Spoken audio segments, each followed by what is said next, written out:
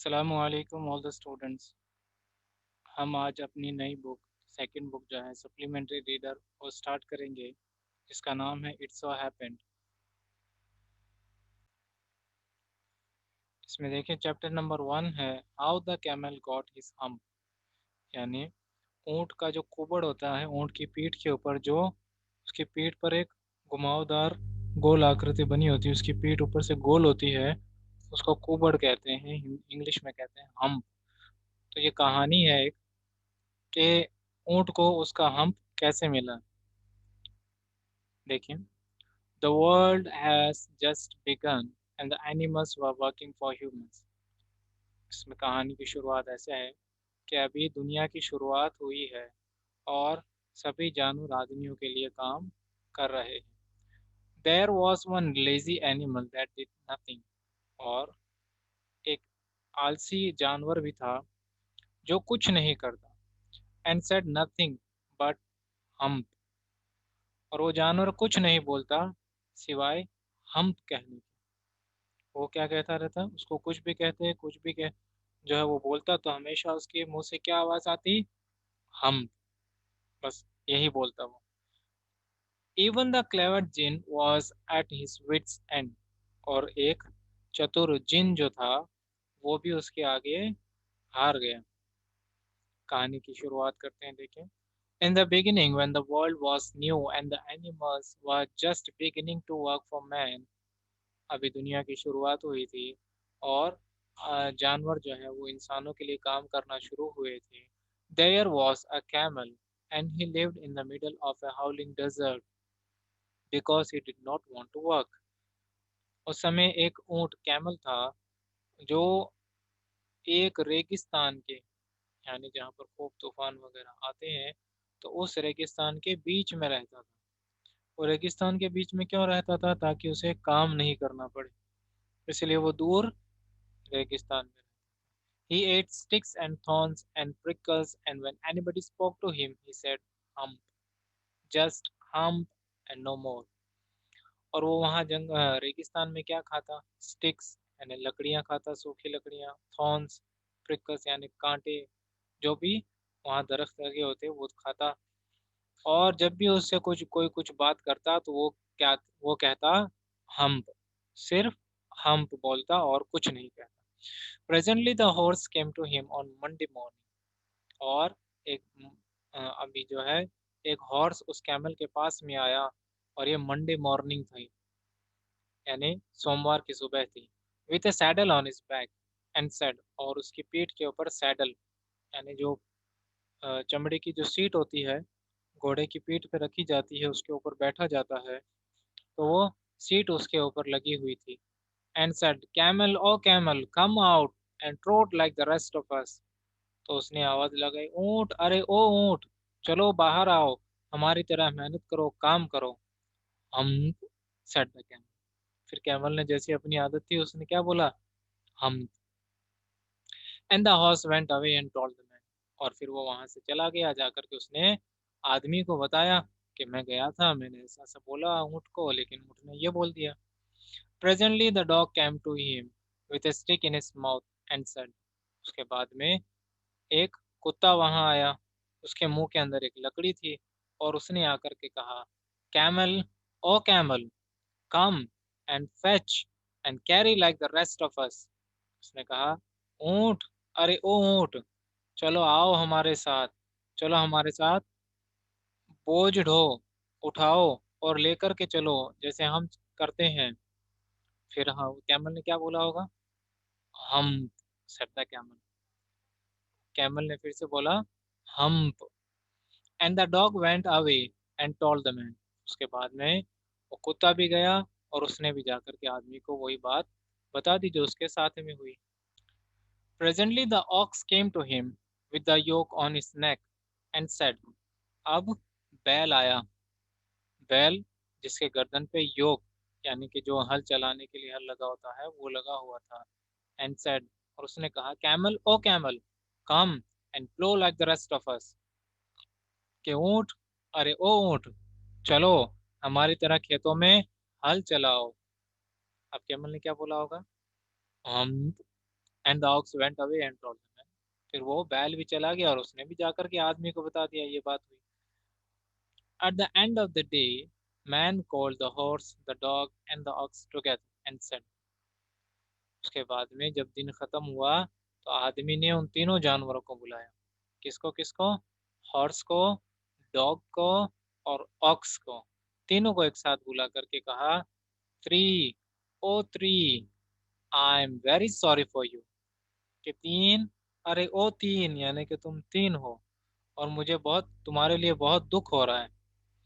But that humph thing in the desert can't work or he would have been here by now, so I am going to leave him alone and you must work double time to make up for it। तो उसने कहा कि मैं तुम्हारे लिए बहुत दुखी हूँ। अब वो जो चीज़ है जो जंगल में जो कहती है हम्प, वो यहाँ काम करने आने वाली नहीं है। अगर वो काम करने वाली होती तो वो यहाँ ज़रूर आती। इसीलिए मैं अब उसको नहीं लाने वाला हूँ। अब जो है सारा काम तुम्हें ही करना पड़ेगा। जितना काम बाकी रहेगा वो तुम तीनों को पूरा करना पड़ेगा। मीन्स अब तुम्हें डबल काम करना पड़ेगा ताकि उस काम की भरपाई हो जाए। That made the three very angry. इससे क्या हुआ?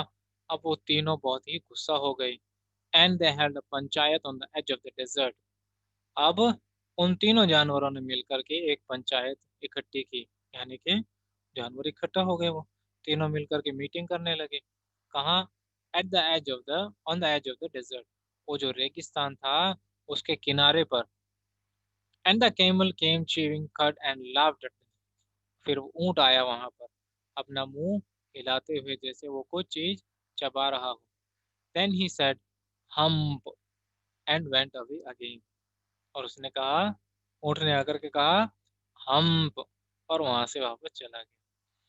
Presently there came along the jinn who was in charge of all deserts rolling in a cloud of dust। उसके बाद वहां एक जिन आया और ये जिन जो है उस पूरे रेगिस्तान का इंचार्ज था। इसके पास था पूरा कंट्रोल उस रेगिस्तान का। और ये जिन कैसे आया? ये जिन आया एक तूफान की शक्ल में, यानी उड़, जब हवा आती है ना, जैसे तूफान आता है, जब कैसे हवा आती है मिट्टी उड़ती है, तो वैसे ही मिट्टी की तरह उड़ता हुआ वो तूफान की तरह उनके पास में आया।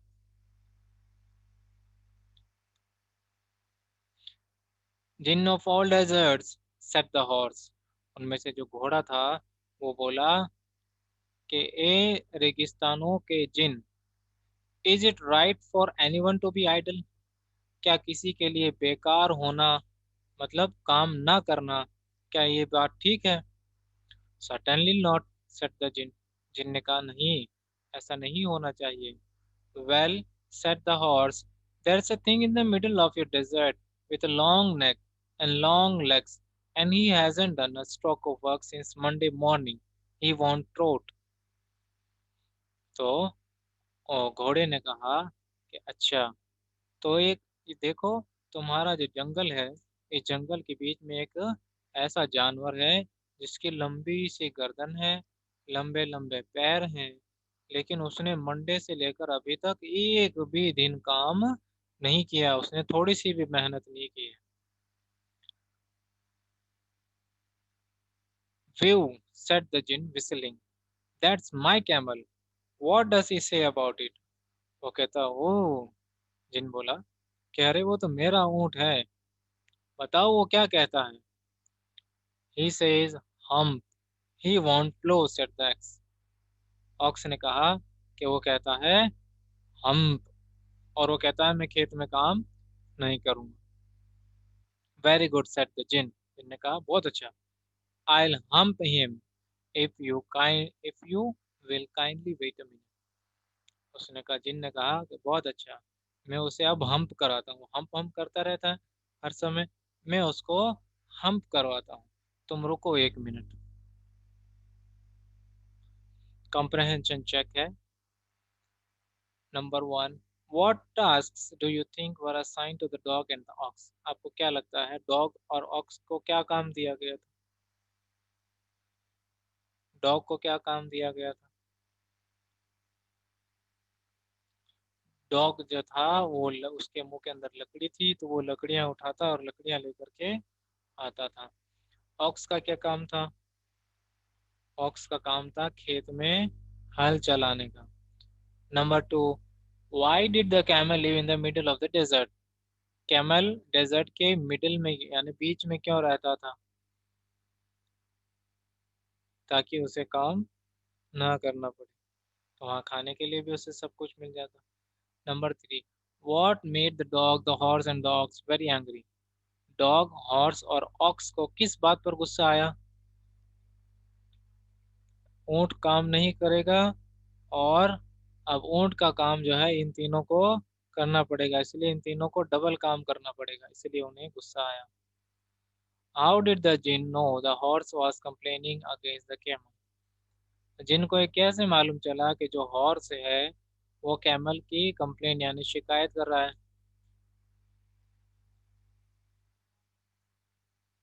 घोड़े ने क्यों, कैसे मालूम चला कि घोड़े ने शिकायत की, किस बात से मालूम चला? तो घोड़े ने जब कहा था क्या किसी के लिए बेकार होना ठीक है, बेकार बैठे रहना ठीक है, उसने कहा नहीं, बेकार बैठे रहना तो ठीक नहीं। चलें इस चैप्टर का सेकंड पार्ट पढ़ते हैं। The djinn remonstrated with the camel who said humph. अब वो जिन उससे जाकर के मिलता है जो हम्प कहता है। The camel's beautiful back suddenly grew a lump. उसके बाद में क्या हुआ, उस कैमल के पीठ पे अचानक से एक लंप, लंप यानी उभार आ गया, which was the camel's hump, जिसको बाद में हम कहते हैं कैमल का हम्प, यानी उसकी पीठ ऊपर से गोल होती है ना, उभरी हुई, बाहर निकली हुई, है ना। तो फिर वो जैसे ही उसने बोला हम्प, तो उसकी पीठ जो है वो बीच में से ऊपर हो गई। The djinn assured the camel his hump would always be a help not a hindrance। उसके बाद में जिन ने जो है उसको कहा कि ये जो हम्प तुम्हारे पीठ में निकली है ना, ये तुम्हें फायदा ही देगी, ये तुम्हें नुकसान नहीं देगी, तुम्हारे फायदे के लिए ये हम्प है। आगे क्या होता है देखिए। The jinn rolled himself up in his dust cloak and took a walk across the desert and found the camel looking at his own reflection in a pool of water। अब जिन जो है वहां से उड़ता हुआ यानी तूफान की तरह वहां से वो चला गया और पूरे जंगल में, सॉरी पूरे रेगिस्तान में घूम करके आया। फिर उसे रेगिस्तान में एक जगह वो कैमल जो था, ऊंट, वो नजर आया जो अपनी परछाई को पानी के अंदर देख रहा था। रेगिस्तान में कहीं छोटा तालाब था, उस तालाब में वो अपनी परछाई देख रहा था। My friend said the djinn, what's this I hear of your doing no work? कह रहे ए मेरे दोस्त, ये मैं तुम्हारे बारे में क्या सुन रहा हूँ कि तुम काम नहीं करना चाहते हो। The djinn sat down with his chin in his hand. और जिन जो था वो अपनी थोड़ी की अपने हाथ में लेकर के बैठ गया, यानी अपनी थोड़ी को अपने हाथ से पकड़ लिया जैसे वो कुछ सोच रहा हो। While the camel looked at his own reflection in the pool of water. और अभी कैमल जो है वो अपनी रिफ्लेक्शन यानी अपनी परछाई जो है वो पानी में देख रहा था।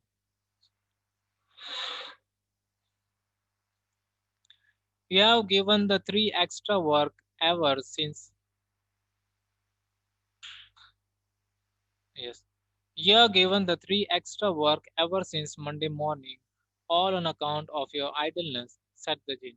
तो जिन ने से कहा कि मंडे से जो है तुम्हें तीन नए काम दिए गए, तुमने वो अभी तक उनके लिए हामी नहीं भरी है, क्योंकि तुम बेकार बैठे रहते हो, इसलिए तुम्हें तीन काम दिए गए। And he went on thinking with his chin in his hand. और अब वो अभी भी बैठा बैठा, जिन जो था वो अभी भी सोच ही रहा था कि क्या करूं। हम सेट द कैमल। जब इन जिन ने उसे कहा कि तीन दिन हो मंडे से जो है तुम बैठे हो बेकार, और तीन काम आए तुम्हारे पास, यानी तीन जानवरों ने आकर के अपने अपने काम बताए तुमसे, लेकिन तुमने कुछ नहीं किया। तो इस पर कैमल ने क्या कहा, हम,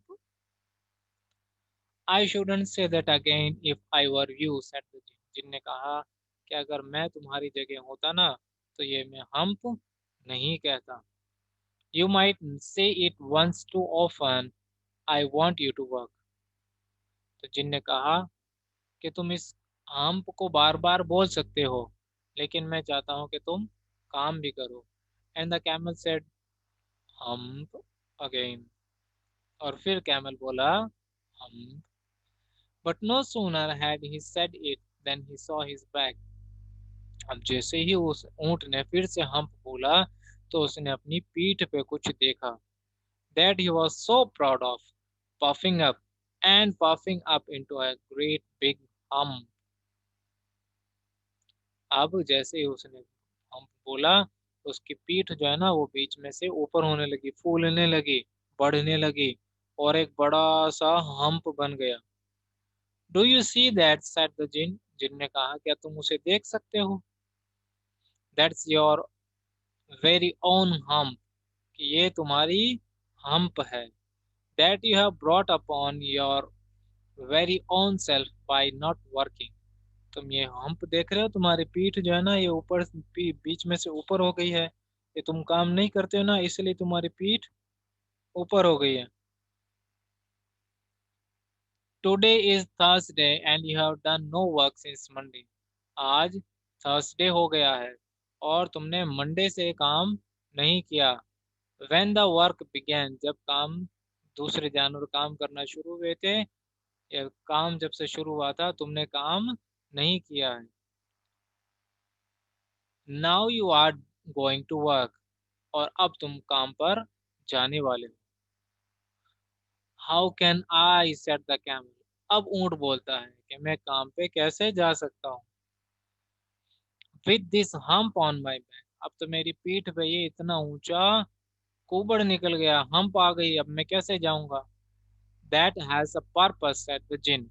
जिन ने कहा ये तुम्हारी पीठ जो है ना बीच में से ऊपर हो गई, तुम्हें जो हम्प मिल गया है इसका कोई पर्पस है, यानी किसी कारण से तुम्हारे साथ तुम्हें मिली है ये, इसके पीछे कोई वजह है। All because you missed those 3 days. और वजह यह है क्योंकि 3 दिन तुमने काम नहीं किया। You will be able to work now for 3 days without eating. तो उसने कहा कि अब ये जो तुम्हारी पीठ जो ऊपर हो चुकी है ना, इसकी वजह से अब तुम 3 दिन बगैर कुछ खाए काम कर सकोगे। Because you can live on your hump. क्योंकि अब तुम्हें ताकत जो मिलेगी ना, बगैर खाए पिए तुम्हें ताकत मिलेगी, वो तुम्हारे इस हम्प में से मिलेगी। यानी अगर तुम 3 दिन नहीं खाओ और 3 दिन काम करोगे तो इस हम्प से तुम्हें ताकत एनर्जी मिलती रहेगी। एंड डोंट यू एवर से I never did anything for you. और अब तुम ये कभी मत कहना कि मैंने तुम्हारे लिए कुछ भी नहीं किया। Come out of the desert and go to the tree and behave. उनसे कहता है चलो अब इस डेजर्ट से बाहर जाओ और उन तीनों के साथ में जा करके काम करो। And the camel went away to join the tree. फिर कैमल वहां से उन तीनों जानवरों के साथ काम करने के लिए चला जाता है। And from that day to this the camel always wears a hump. We call it hump now, not to hurt his feelings. और तब से लेकर के अब तक कैमल की पीठ पे हम्प होता है। हम उसे हम्प कहते हैं ताकि उसको तकलीफ ना हो, यानी ऊँट को बुरा ना लगे। But he has never yet caught up with the 3 days that he missed at the beginning of the world. लेकिन उसने 3 दिन काम नहीं किया था, बाकी जानवर काम कर रहे थे, उसने 3 दिन काम नहीं किया था। लेकिन उस उन 3 दिन की भरपाई वो आज तक नहीं कर पाया। And he has never yet learn how to behave. और उसने बिहेव करना यानी अच्छा व्यवहार करना अभी तक नहीं सीखा। Rudyard Kipling. रुडयार्ड किपलिंग जो है इसके राइटर हैं। कॉम्प्रहेंशन चेक करते हैं। The camel was looking at his own reflection in the pool. What does it suggest to you about the camel?